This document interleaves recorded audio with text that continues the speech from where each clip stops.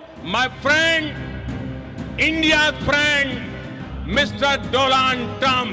ভারত থেকে আমদানি করা পণ্যের উপর 25% শুল্ক আরোপের সিদ্ধান্ত নেন যুক্তরাষ্ট্রের প্রেসিডেন্ট ডোনাল্ড ট্রাম্প। এর কিছুক্ষণ পরেই পাকিস্তানের সঙ্গে বিরাট এক জ্বালানি সমঝোতার কথা জানান তিনি।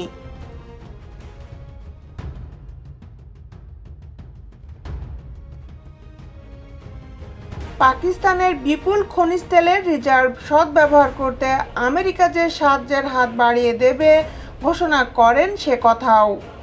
নিজের সোশ্যাল অ্যাকাউন্ট থেকে ডোনাল্ড ট্রাম্প এটাও লিখতে ভুললেন না, কে জানে একদিন হয়তো দেখা যাবে এই পাকিস্তান ভারতেও তেল বিক্রি করছে।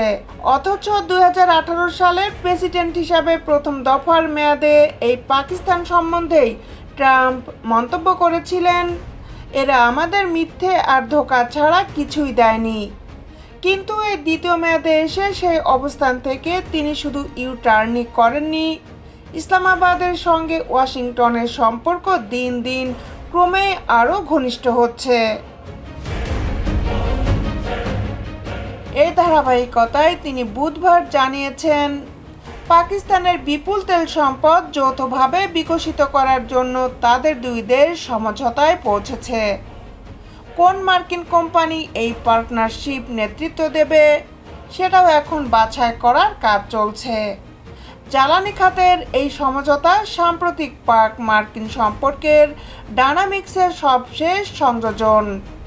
যদিও পাকিস্তানে এই তেলের রিজার্ভ ঠিক কোথায় সেটা ট্রাম্প কিছু ভেঙে বলেননি।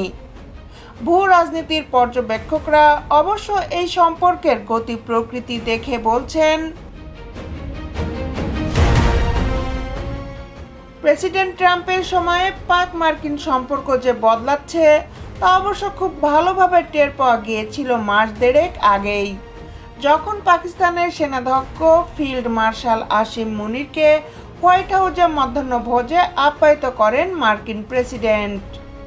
বন্ধ দরজার আড়ালে খাবারের টেবিলে বসে দুজনের মধ্যে কী কথাবার্তা হয়েছিল তা অবশ্য জানা যায়নি। আরও যেটা লক্ষণীয়, সেনাপ্রধান আসিম মুনিরের এই সফরের ঠিক পরপরই জুলাই মাসের গোড়ায় ওয়াশিংটন ডিসিতে যান পাকিস্তানের বিমান বাহিনীর প্রধান জাহির আহমেদ বাবর সিধু। দ্বিপাক্ষিক প্রতিরক্ষা সহযোগিতা আরও উন্নতি করতে এবং পারস্পরিক স্বার্থ সংশ্লিষ্ট বিষয়ে আলোচনা করতে ওই সফরে তিনি পেন্টাগন, স্টেট ডিপার্টমেন্ট এবং ক্যাপিটল হিলে একের পর এক বৈঠক করেন।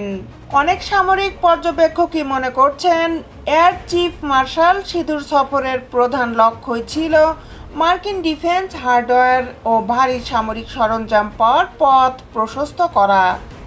প্রসঙ্গত, পাকিস্তান বেশ কিছুদিন ধরেই আমেরিকার তৈরি 70টি যুদ্ধ বিমান, AIM-7 sparrow air to air missile এবং হাই মোবিলিটি আর্টিলারি রকেট সিস্টেমের ব্যাটারি কেনার জন্য চেষ্টা চালাচ্ছে।